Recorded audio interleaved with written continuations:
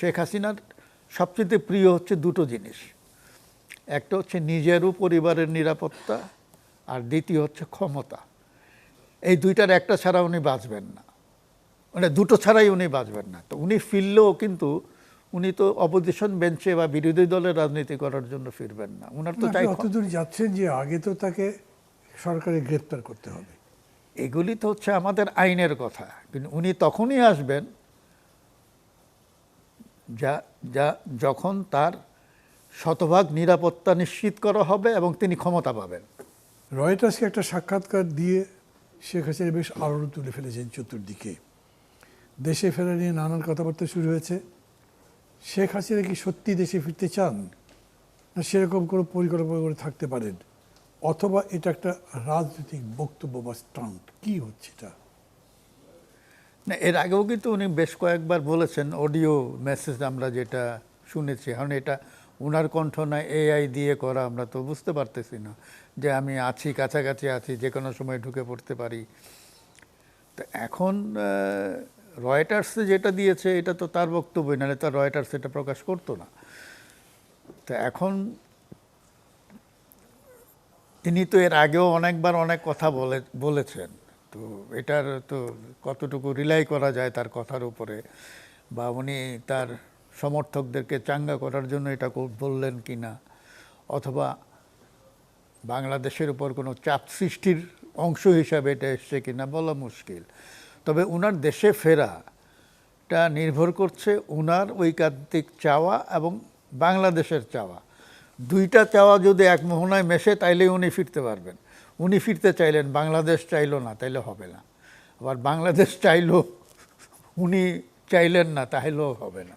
বাংলাদেশ তো চাইছে যে আসুক, বিচারের মুখোমুখি হতে হবে। এইটা তো একটা ধরেন একটা বিচারিক প্রক্রিয়ায় গেছে, তার একটা দণ্ড হয়েছে, তো বাংলাদেশ তো বলবেই যে আমরা, বাংলাদেশের পক্ষে তো বলা সম্ভব না আমরা চাই না।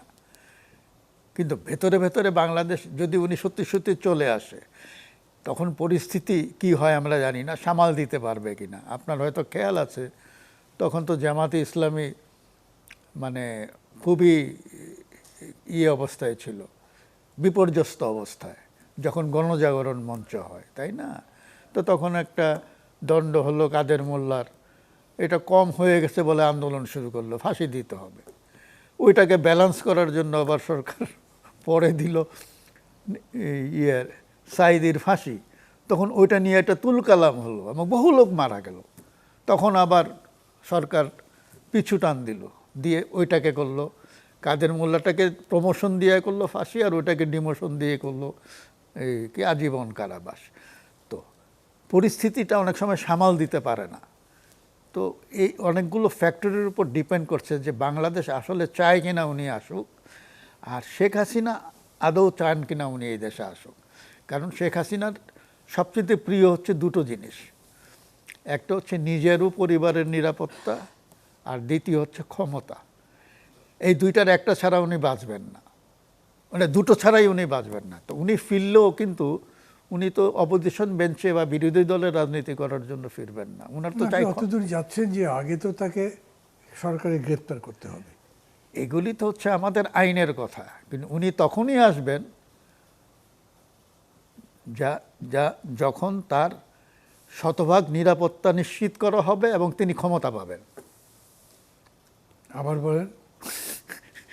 শেখ হাসিনা তখনই ফেরার সিদ্ধান্ত নেবেন যখন তিনি নিশ্চিত হবেন যে তিনি এই দেশে নিরাপদ এবং তিনি ক্ষমতায় যাবেন। সেরকম পরিস্থিতি কিভাবে হবে, কবে হবে? না, বাংলাদেশে তো অনেক মিরাকল ঘটে যায় না। ওই 24-এর 5ই আগস্টের এক সপ্তাহ আগে কি আমরা ভেবেছি? আমি তো ভাবি নাই যে এরকম একটা ঘটনা ঘটে যাবে। এটা হয়তো শেখ হাসিনা জানতেন, আমাদের সেনাবাহিনী জানতো, ভারত জানতো। একটা ট্রাইপার্টাইট একটা কিছু হয়েছে, তো কয়েকদিন আগে হয়তো তিনি জানতেন। ওই সুযোগটা নিয়েছেন তিনি, আত্মীয় স্বজন সবাইকে নিরাপদে বাইরে পাঠিয়ে দিয়েছেন।